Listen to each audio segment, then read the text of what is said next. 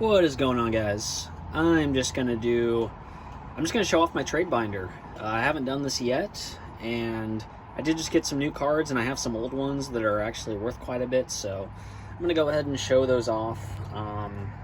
So yeah, let's do this. Let me reposition here. Okay, so for the first page, wow, look at these Ulti rares. Those two Revived King Hades, those are first editions. Those are, I think, worth like 40 bucks. The Doom Kaiser Dragon is worth, I think, like 10.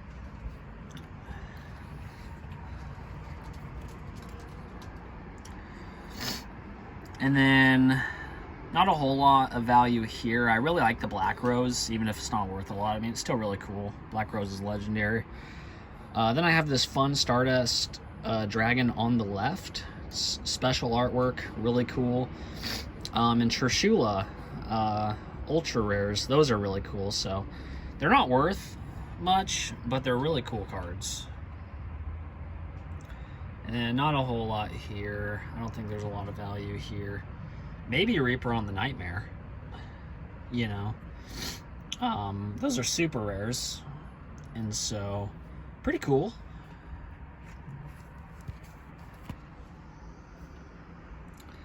Celtic Guardian, that's a special it's a special edition. That might be worth something.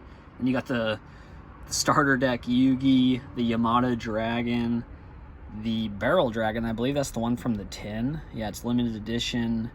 Man, that brings me back to like elementary school when that tin was out. So freaking awesome. Then a rare Rescue Cat. And this is before they changed his effect. He used to be a lot better.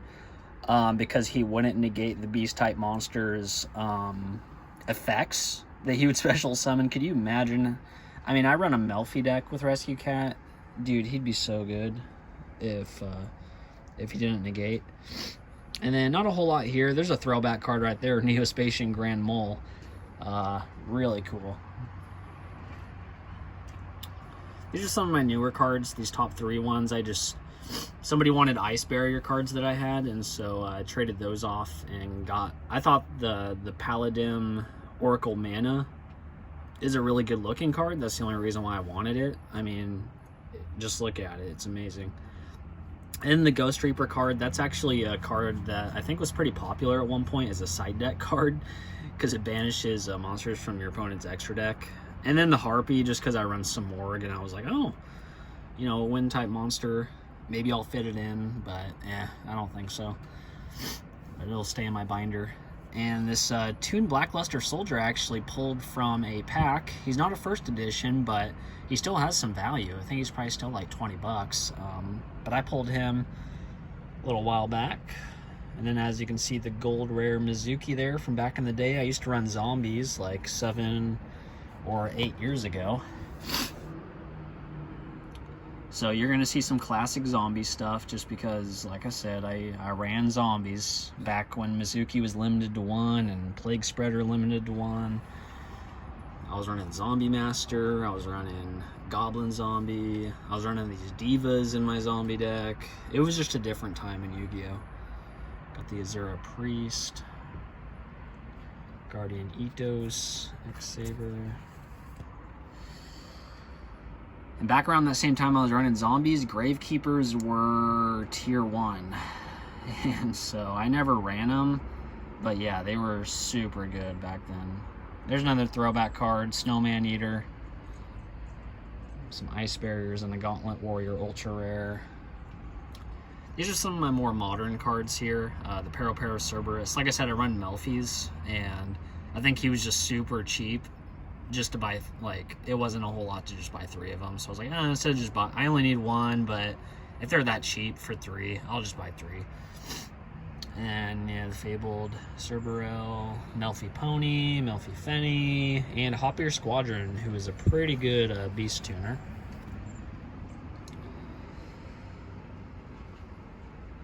As you can see, I got 1 Reborn Tengu. I probably had 3 at one point back in the day. He had some value. He was really good, I believe, for like synchroing. Yeah, when this card is removed from the field, special summon. Yeah, so obviously that's great for synchro summoning. That's great for link summoning. I mean, that's still a really good effect. I don't know what his value's at now. He might have some.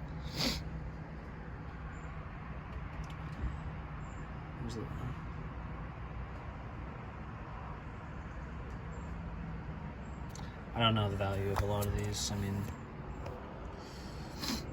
this Fabled card on the left might be pretty good. I don't know.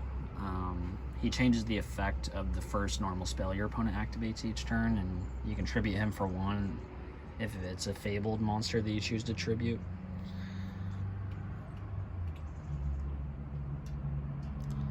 Pot of Dualities, which all of my decks rely on special summons, so I don't run that, but might in the future, who knows. And there's MST, which has kind of been taken over by Cosmic Cyclone. Book of Life, more zombie cards. Book of Moon, that was like pretty much a staple back in the day. Necro Valley, super rare. Signet Mining, I got those for free from a seller on eBay. It's Pot of Avarice. The deck that I'd most likely run that in would be my Melfi deck, but there's a Melfi card called Melfi Hide and Seek that gives you a Pot of Avarice effect like every single turn, so no real reason for me to run it. And there's back row removal. There's Upstart Goblin, of course, still limited at 1.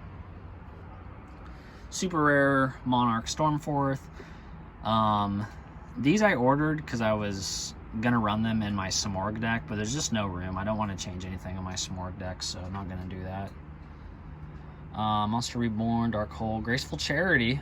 Wouldn't that be cool if they brought that back? Then I could run my super rare. Foolish Burial. Heavy Storm Duster, Pulling the Rug's another classic one. I don't really hear a whole lot about that card now, but obviously it's good to side in against certain decks.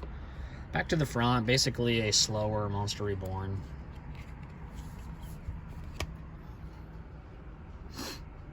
Bonding DHO, Solemn Strike, Torrential Tribute, another. I mean, that was a staple. Mirror Force was a staple back in the day, so a lot of monster removal.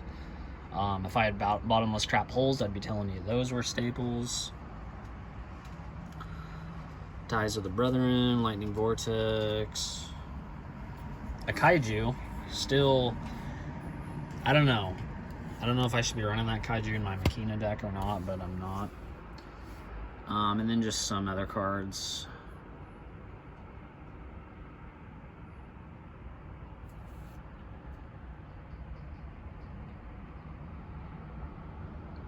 This card's interesting right here. Takes 2 monsters you to link to. During your main phase, you can, if you control this link summon card, you can banish this card and one of your monsters this card points to, then target 1 link monster in either graveyard, special summon it, but banish it when it leaves the field. It's kind of interesting. I might look into playing around with that. It's really interesting. Yeah, guys, that concludes my trade binder. I hope the camera is not too shaky. I'm using my new phone. I just wanted to show off what is in my trade binder. So anyways, thank you so much for watching. Bye.